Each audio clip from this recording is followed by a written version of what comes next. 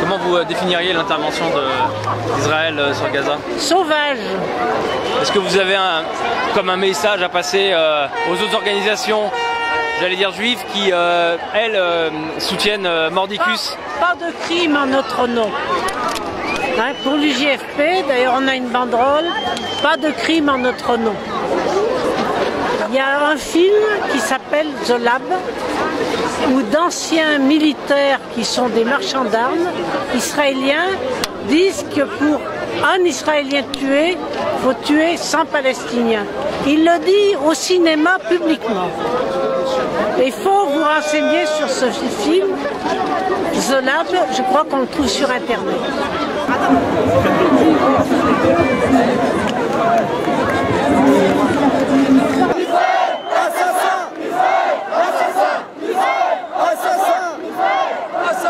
Alors aujourd'hui on a vu beaucoup de monde dans cette manifestation, est-ce que vous savez à peu près combien de personnes étaient présentes aujourd'hui?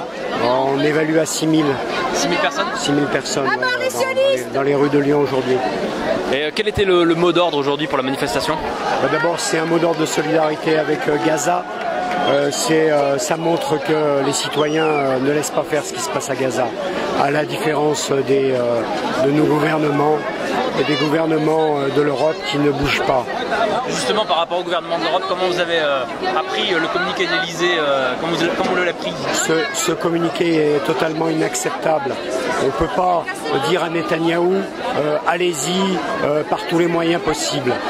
Pour nous c'est un permis de tuer qui a été délivré à Netanyahou par M. Hollande.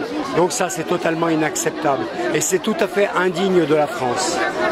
Vous avez parlé aussi de nouvelles fraîches qui sont arrivées de Gaza, apparemment il y a des bombardements d'hôpitaux, vous pouvez nous en dire deux mots? Oui, là on vient d'avoir un message en direct puisqu'il y a un bombardement sur l'hôpital El Wafa.